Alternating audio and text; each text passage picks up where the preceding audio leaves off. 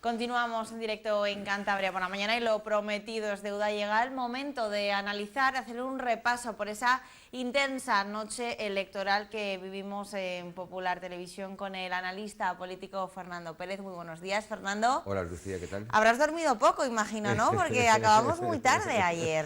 Bueno, pues yo me he quedado hasta las 2 de la mañana, Sí, intensa noche. con lo cual es verdad que me he perdido pues una de las, digamos, entre comillas, sorpresas, ¿no? Y es que en Cantabria, cuando me fui a la cama, era 14 el PRC, 7 el PSOE, y me he levantado con 15 el PRC y 6 el PSOE, por decir una cosa, ¿no? Sí, vamos a ir desgranando efectivamente porque tenemos que hablar de resultados electorales a nivel Europa, a nivel Gobierno de Cantabria, a nivel Ayuntamiento de Santander, si te parece, noche de lo más intensa. Y comentábamos en la publicidad, Fernando, que hacía 20 años, nada más y nada menos, que no coincidían esas tres elecciones, digamos. Desde el 99 creo que ha sido el 99, el último, sí. Y con un resultado socialista, además. Sí, no, porque como todo el mundo sabe, las elecciones europeas es cada 5 años y las elecciones cada 4 años, entonces es verdad que tiene que pasar pues tanto tiempo para que coincida, ¿no? Y se ha notado la participación europea. Yo creo que animaba también, o facilitaba, facilitaba. Que efectivamente íbamos a votar y en vez de 2 papeletas, pues cogíamos 3. Sí, porque lamentablemente la gente piensa que las elecciones europeas es de segundo orden. Que no son importantes, además. Yo he dicho siempre, muchas veces, que las elecciones europeas son importantísimas, porque muchísimas políticas que se aplican en Cantabria se deciden en Bruselas, porque así lo hemos decidido, ¿no?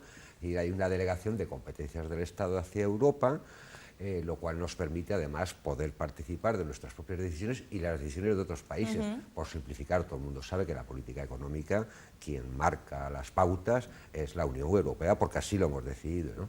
¿Qué decir con las políticas medioambientales? Todas las políticas que tienen que ver relacionadas con el medio ambiente, las directivas de la Unión Europea son de obligado cumplimiento por los países miembros.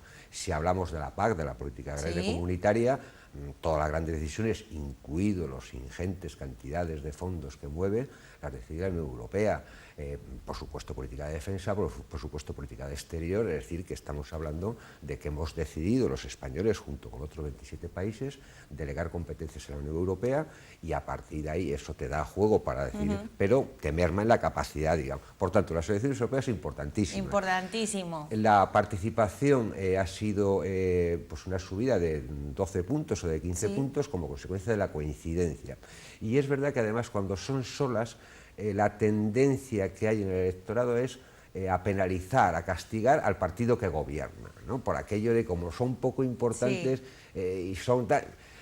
Ahora yo creo que se ha votado con los criterios. En España ha ganado holgadísimamente el Partido Socialista, el 32%, la segunda fuerza del PP con un 20%, 12 puntos de diferencia, y por dar solo un dato, la suma de los escaños de los socialistas, 20 eurodiputados, frente al segundo y la tercera fuerza, que son 12 y 7, 12 el PP y 7 Ciudadanos, es uno menos que la suma de los socialistas. Es un triunfo incontestable. Absoluto. En términos europeos de España. Y si nos vamos a Europa, porque ayer votaban 27 más 1, porque también han votado los ingleses, aunque es más que probable que si se aplica el Brexit, que todo hace pensar que o a las bravas o pactado habrá un Brexit, es decir, Inglaterra saldrá de la Unión Europea, nos quedaremos en 27 y ahí España ganaría 5 eurodiputados, que si fuera así, como consecuencia del resultado que va a ser así, sería uno más para el PSOE, uno más para el PP, uno más para Ciudadanos y no sé quién serían los otros, uno más para Vox también. Y no sé quién sería el quinto, es decir, que entonces serían 21, serían 13, serían 8 y serían 4, ¿no? Pero bueno, por hacer una reflexión, aunque solo sea como un apunte, porque sabes que a mí me interesa mucho esto, por las razones que he explicado y por convicciones propias, ¿no? Quiere decir, la Unión Europea sobre todo es un espacio de libertad, un espacio de democracia y sobre todo es un espacio, digamos, de un estado del bienestar muy consolidado. Es decir, yo creo que somos la región del mundo con una diferencia en calidad de vida, en calidad democrática absolutamente los primeros con respecto de las otras grandes potencias, que podría ser Estados Unidos, podría ser Rusia, podría ser China, etcétera, ¿no? Ayer había una tensión con respecto de cuál era el crecimiento de los populistas, teniendo en cuenta además, que seguramente la gente no lo sabrá, pero a partir de ahora sí, y es que hay lo que se llama una minoría de bloqueo. Es decir, si hay una tercera parte de los eurodiputados que consiguen tener esa representación, pueden bloquear muchas iniciativas, y era la ambición de los populistas, tener un 33% para desde dentro hacer inviable este gran proyecto europeo que se llama la Unión Europea. Afortunadamente eso no ha sido así, se ha quedado en torno al 25%, que es mucho, pero muy lejos del 33%. Con respecto, digamos, de los dos grandes bloques dentro de la Unión Europea, que son los conservadores y los socialdemócratas, que durante toda la vida, 40 años, venían teniendo mayoría absoluta entre los dos, eso se ha quebrado como consecuencia de la entrada potente de lo que llamamos los liberales, que porque la gente lo entienda es lo que representa Macron o lo que puede representar en España Ciudadanos. Y sobre todo un tema que, en fin, nosotros hemos discutido aquí mucho en este programa, es una entrada muy potente de los verdes, de los partidos medioambientalistas, ¿no? Sobre todo en Alemania y otros países, ¿no? Porque es verdad que el peso de la política medioambiental cada vez es más potente, desde luego en la Unión Europea y desde luego en los países miembros, es decir, está en la agenda política. Tú y yo hemos dedicado incluso tertulias, hemos hablado de ello porque nos parecía muy importante que tiene que haber un cambio de modelo productivo, tiene que haber un cambio en el modelo de consumo, porque esto es insostenible, porque el cambio climático, porque la transición energética son tareas ahora absolutamente importantísimas. Entonces, digamos, los partidos verdes, que son muy europeístas, han entrado potente. Entonces, la suma de esos cuatro bloques, digamos, conservadores, socialdemócratas, liberales y verdes, son los que van a gobernar la Unión Europea, y yo creo que eso es una muy buena noticia. Un pequeño paréntesis para destacar que dentro de los socialdemócratas, el país que más representación va a tener en la Unión Europea es España, lo cual da al Partido Socialista una ventaja para hacer lo que yo espero, deseo y quiero, y es que España se ocupe más de los temas de la Unión Europea. Porque yo creo que tanto Zapatero como Rajoy han dedicado muy poco tiempo a una tarea que es fundamental. Yo estoy convencido que el presidente Pedro Sánchez, que lo será en el mes de julio, va a dedicar más tiempo y además avalado por un muy buen resultado en su país, ¿no? Esto por hablar de la Unión Europea y de manera muy rápida. Magnífico resultado, efectivamente, del Partido Socialista, una victoria, como señalas, Fernando, muy holgada. Sí. En lo que respecta al Cantabria, esas elecciones, en concreto el Partido Socialista tampoco ha sacado tan buenos resultados, ¿no? No, voy a decir que malo. Ayer había, aparte de elecciones europeas, en todo el país había elecciones para elegir parlamentos regionales y posteriormente gobiernos regionales en 10 de las 17 comunidades autónomas. De las 10 comunidades autónomas, el PSOE ha ganado en 8 y en 2 no ha ganado.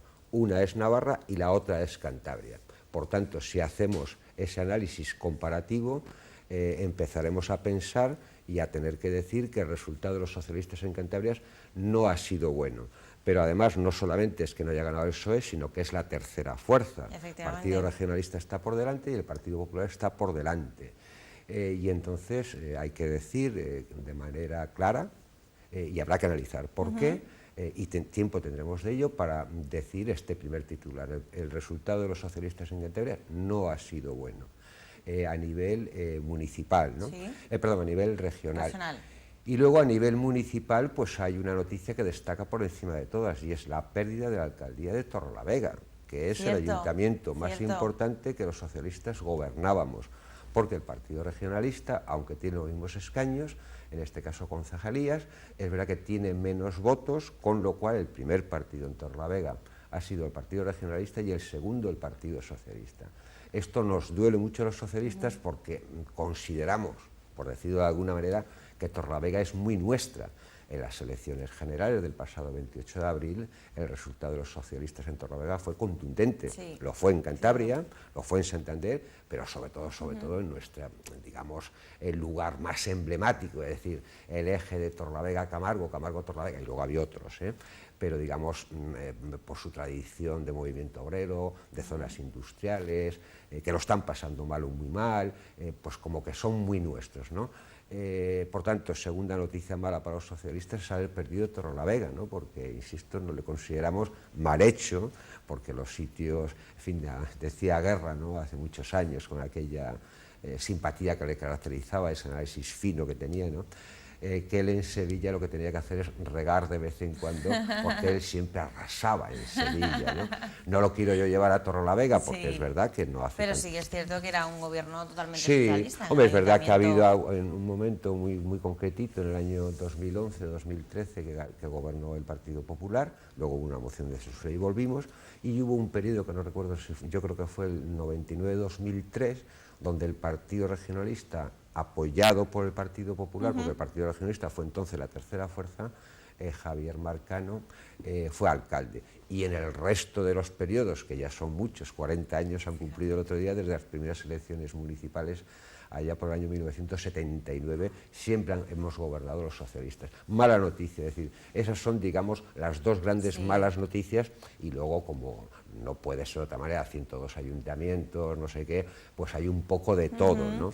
Claro, porque tenemos esa mala noticia, los malos resultados del Partido Socialista, pero en cambio mucha satisfacción por parte del Partido Regionalista, que de hecho ayer el presidente de Cantabria ya decía que, bueno, que él había cumplido un sueño ya con esto, ¿no? Fíjate, el éxito de Revilla en estos dos procesos electorales, ¿no? Porque empezaba diciendo que los socialistas hemos hecho triplete ayer, las europeas, las regionales, tal, pero claro, es que no nos olvidemos que el 28 de abril también hemos ganado, es decir, en los 4 procesos electorales que se han producido en un mes, los socialistas han ganado los 4. Sí.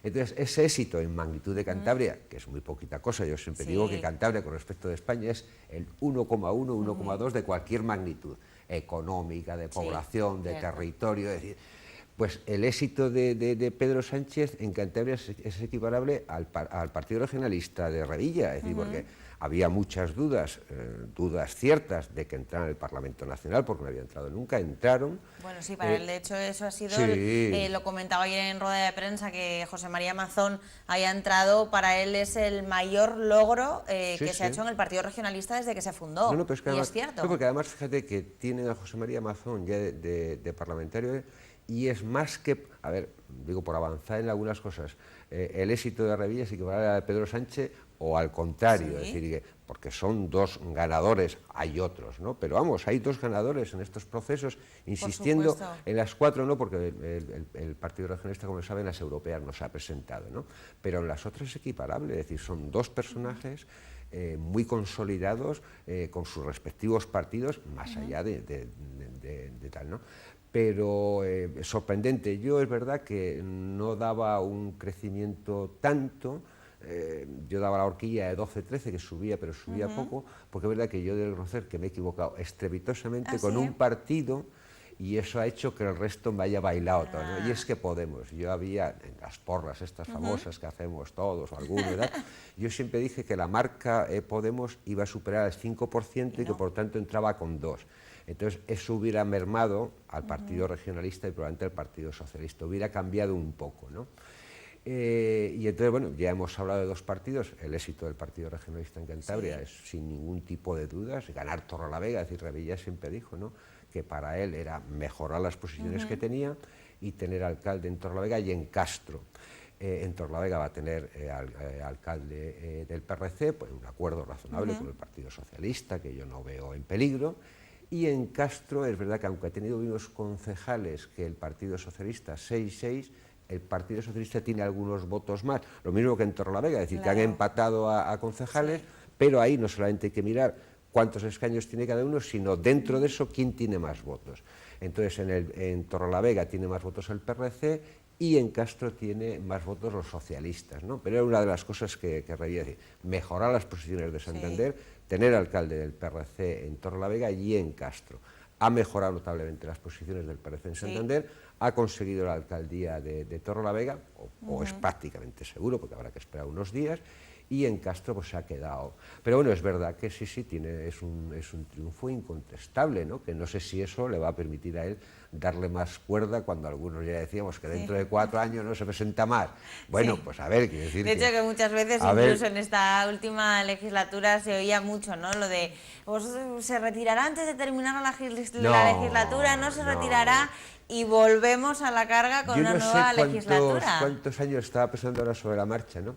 Abel Caballero, que tenido un éxito espectacular en Galicia, no me acuerdo cómo se llama, en la ciudad de Abel Caballero, que ha llegado casi al 70% de los votos. Es un éxito que yo no sé si tiene parangón en términos municipales en la historia de la democracia. Ha habido gente que ha llegado al 60%, pero claro, casi el 70% en una ciudad que tiene también casi como Santander, casi 200.000. Abel Caballero es probable que tenga también los años como Revilla, 76, 77. 70 y largos, sí. Y ayer decía que hasta los 100 años no se iba a retirar.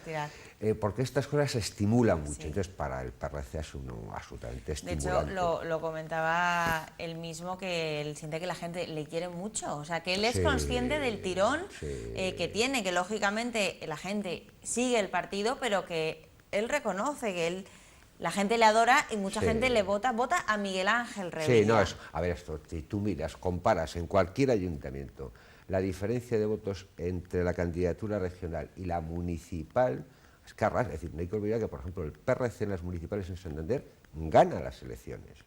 Otra cosa es el voto municipal, porque el efecto Revilla se difumina, ¿no? De todas maneras, a mí me gustaría hacer un pequeño paréntesis por hacer algunos análisis así más allá del PRC-PSOE, y es el Ayuntamiento de Santander, ¿no? Ahí vamos a ir ahora, Fernando, sí. Yo creo que el Ayuntamiento de Santander... Había muchísimas dudas con el Ayuntamiento de Santander. No, pero las siguen existiendo, porque una cosa es ganar las elecciones y otra cosa es sumar para gobernar. Es decir, ahí está. Entonces, de momento estamos hablando de quién ha ganado, quién ha perdido, tal. Y ahora está lo endiablado de la política con esto que llamamos la geometría variable. Yo creo que uno de los grandes perdedores, es decir, ha ganado el PSOE de manera holgada, y para mí el gran fracaso ayer de los partidos políticos es Ciudadanos, porque Ciudadanos es verdad que ambicionaba, ya le pasó a Podemos con respecto del PSOE, allá por las elecciones de 2015 y 2016, donde el sorpaso estuvo a punto de darse, ¿no? Y evidentemente ahora, pues evidentemente Podemos se ha quedado absolutamente casi marginal, es decir, la pérdida ayer, pero fíjate que con independencia de que Podemos es el que más poder ha perdido, porque ha perdido el Ayuntamiento de Madrid, ha perdido el de Zaragoza, probablemente pierda el de Barcelona, que a lo mejor lo dedicamos luego un minutín al tema de Barcelona y al tema de Cataluña por el fenómeno del independentismo, es que Ciudadanos, yo lo vengo, no es por nada, lo vengo diciendo hace ya un tiempo, y es que hicieron muy mal digamos, análisis de lo que pasó en Andalucía. Porque hablamos de 4 elecciones en poco tiempo, pero habría que meter la quinta de Andalucía porque fue en diciembre del pasado año. Es decir, el ciclo electoral empieza con las elecciones en Andalucía y termina ayer. Y espero que hasta dentro de 4 años no tengamos más elecciones, porque necesitamos serenidad, sosiego. Pero los resultados electorales yo creo que tienden a hacernos pensar que cada vez más serenidad, más sosiego, más estabilidad, y esto es bueno, en términos ya de país, o en términos de región, o en términos de ayuntamiento. Esto es importante, la estabilidad institucional es fundamental, porque hay que volver a hablar qué pasa con la economía, qué pasa con el paro, qué pasa con el medio ambiente, los servicios sociales, la sanidad, la educación, porque estamos aquí para esto, no solamente para presentarnos a elecciones y ganarlas y perderlas, sino para a partir de ahí dar solución a los problemas de la gente, es decir, que esta desigualdad es insoportable, que la pobreza laboral es insoportable, es decir, que este país necesita de recetas económicas, sociales, que hagan que esta brecha que se ha abierto en la crisis esto que se llama las heridas de la crisis, empiecen a saturarse. Es importantísimo. ¿Qué pasa con las pensiones? Es que al día siguiente de gobernar... Hay que empezar a trabajar. No, es que para esto hemos sido elegidos, ¿no? Entonces yo creo que Ciudadanos tiene que salirse, que es por lo que yo creo que se han equivocado en el análisis de Andalucía, y es hacer la política de bloques, derecha contra izquierda. Es decir, PP, Ciudadanos y Vox hicieron, porque no hay que olvidar que en Andalucía quien gana es el PSOE, Susana Díaz. Quiero decir, lo que pasa es que la suma de estos 3 partidos impiden a Susana gobernar, por eso una cosa es ganar, otra cosa es la suma. Entonces, tiene que salirse de esta lógica. Para Ciudadanos es insoportable esta pinza que está en medio del PP y de Vox, que les va a destrozar desde el punto de vista de la naturaleza de lo que es Ciudadanos, que es un partido para poder pactar con todos, que es un partido de corte liberal y centrista, y que sin embargo se ha escorado tanto que la capacidad de pacto es muy chiquitina y desde el punto de vista ideológico decepcionante, porque un partido liberal en Europa, Macron y compañía, no entienden que Ciudadanos haya pactado no con el PP, es otra cosa, sino con Vox. O sea, no lo entienden. Entonces se tiene que salir de esa lógica y tiene que sacar la cabeza en algún sitio. No sé si en Madrid van a intentar que la Comunidad de Madrid la gobierna el PP y la ciudad la gobierna Ciudadanos, o al revés, pero tienen que, de todo esto, tienen que optimizar la capacidad de pacto que tienen para no quedar disminuidos. Y todo esto para llegar a Santander. Claro, ¿qué va a pasar? Ahí hablábamos, hoy veíamos esos titulares de ese pacto a la andaluza, ¿no? Que, Exacto. que, No, que sí, tenía si que el hacer pacto, Gema para gobernar. el pacto de Andaluza da 14 diputados. Ahí está. Concejales. 11 el PP, 2 Ciudadanos y 1 Vox. 14, que sobre 27 la mayoría absoluta.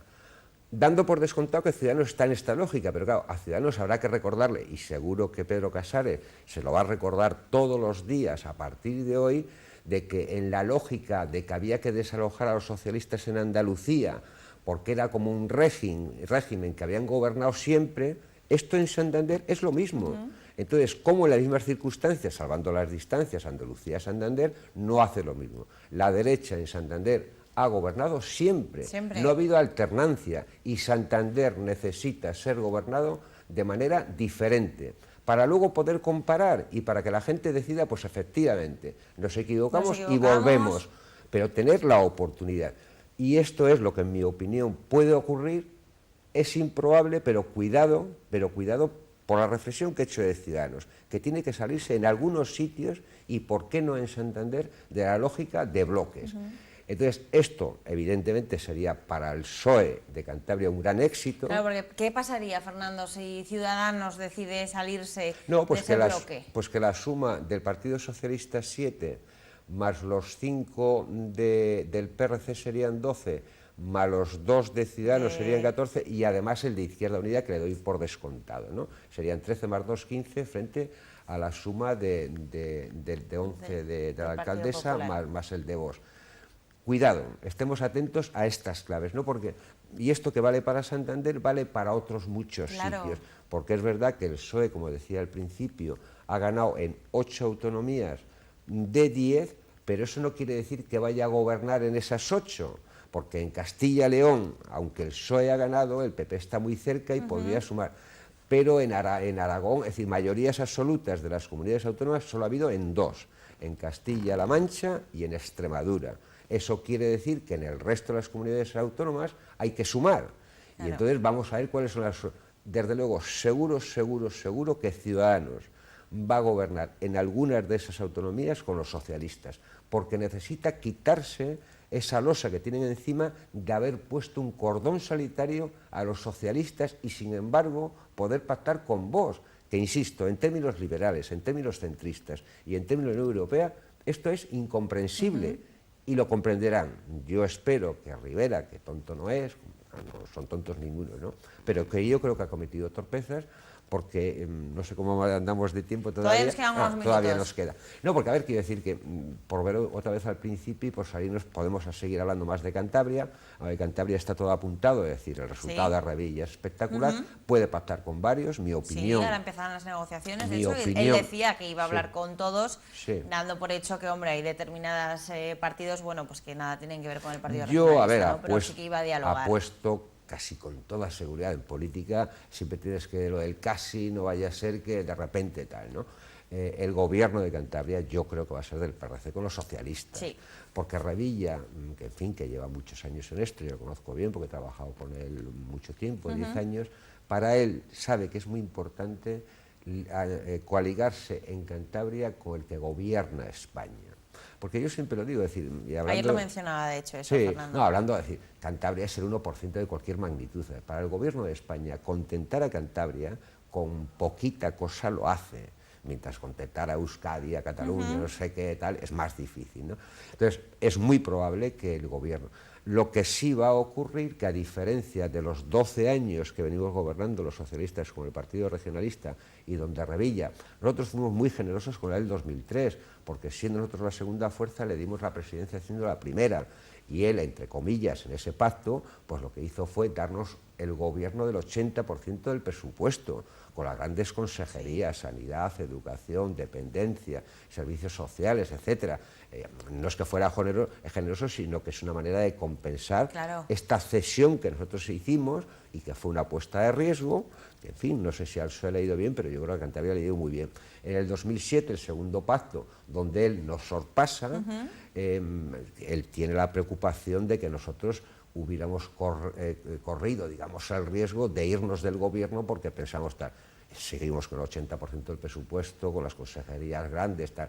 Y en el 2015, que es el tercer pacto y que sería el tercer ciclo, es lo mismo, es más de lo mismo, quiere decir, es, comillas, generoso, primero porque se fía, cree que éramos buenos gestores, gente leal, gente... Habla mucho de lealtad, además, sí, Revilla. no, y porque él sabe que además, decir, los socialistas tenemos una idea del mundo, decir, y de Europa y de país, y decir, no somos un partido, que iba a decir pueblerino, pero a lo mejor alguien provinciano, ¿no? Sí. Decir, sino que tenemos unas vistas entonces, y conocemos decir, las grandes políticas que hay que hacer, cómo hacerlas, cómo desarrollar. Él estaba muy a gusto, teniendo de vicepresidente primero a Lola Gorostiaga y luego a Iba Diez-Tejano. Entonces, frente al criterio de muchos de sus, digamos, dirigentes,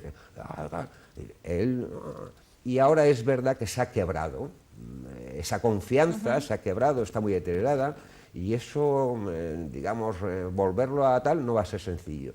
Yo aventuro que el gobierno va a ser del PRC con los socialistas, pero que el peso de los socialistas en el gobierno va a mermar. Va a ser distinto. Es decir, si se mantiene la estructura de 8 consejerías, no van a ser 4-4, serán 5-3. Y desde luego una de las consejerías de peso, que es Sanidad o Educación, va a ser para el PRC, sí o sí. Con lo cual, en términos presupuestarios, pasaremos del 80 al 60-40 o al 50-50. Ojo, no vaya a haber una consejería nueva, que se está hablando bastante, y que yo creo que estaría bien que se hiciera, y es volver a hacer una consejería única de turismo, cultura y deporte, con lo cual iríamos a 9. Es decir, y además no hay que olvidar que en el pacto ese la presidenta del Parlamento, Dolores Gorostiaga, del PSOE, y el senador autonómico del PSOE. Estoy convencido que en el gobierno el peso socialista va a mermar, que el presidente o la presidenta será del Partido Regionalista y que el senador autonómico será del Partido Regionalista. Con lo cual, aunque estemos en el gobierno, vamos a mermar de manera notable nuestra influencia como consecuencia de esa quiebra que se ha producido y que por las razones que yo no quiero entrar en detalles, tal, él, digamos, se fía menos. Claro. Porque además es verdad que es más gente inexperta, sí. Y él, a ver, la gente hace muchas caricaturas de Revilla.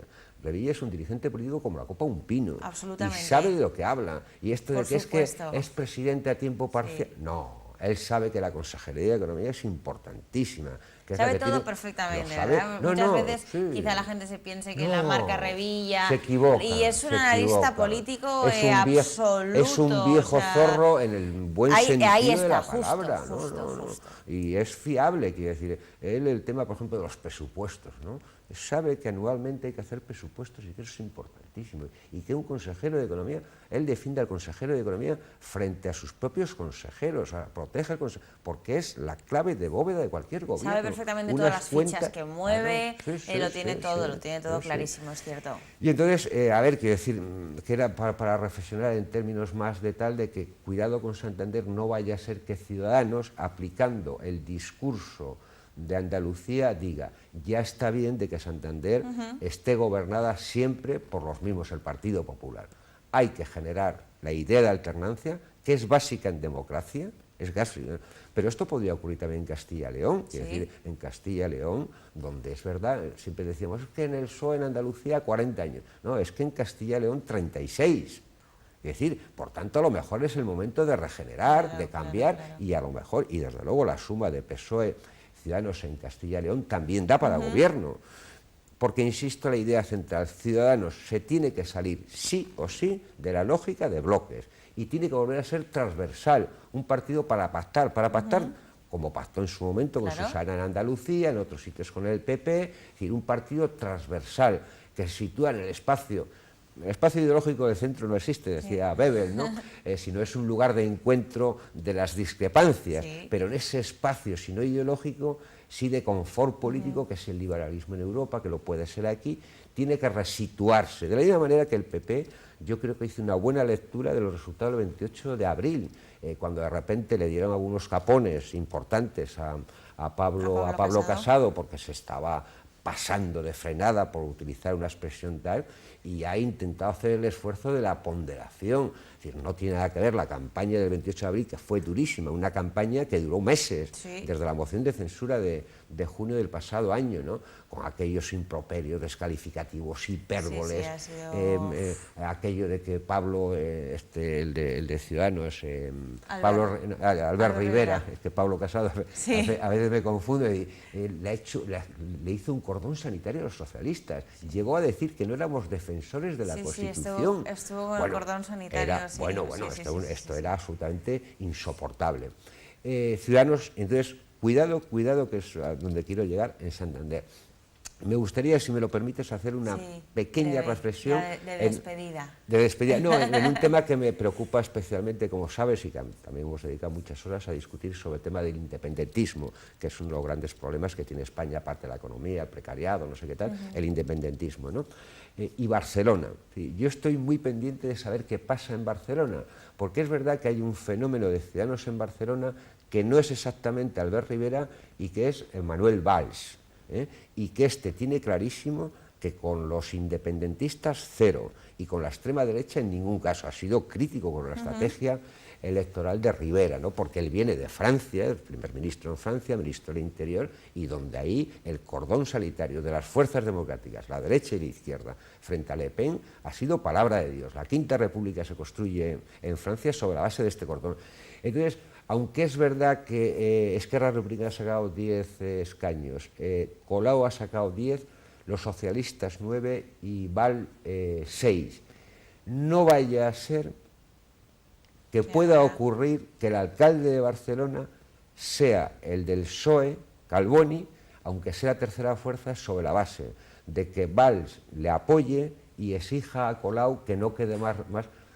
Es decir, la política es esto. Claro, es decir, primero es especulativa, y luego es pragmática. Claro. Y entonces, a ver, Valls va a intentar seguro hacer este acuerdo. Y en todo caso, el independentismo en Barcelona, es decir, no es independentista Barcelona, afortunadamente, y en general el resultado ha sido templado. Es decir, tampoco es para tirar cohetes, es verdad que, bueno, han estado ahí, es verdad que han entrado tanto Junqueras como Puigdemont en el Europarlamento.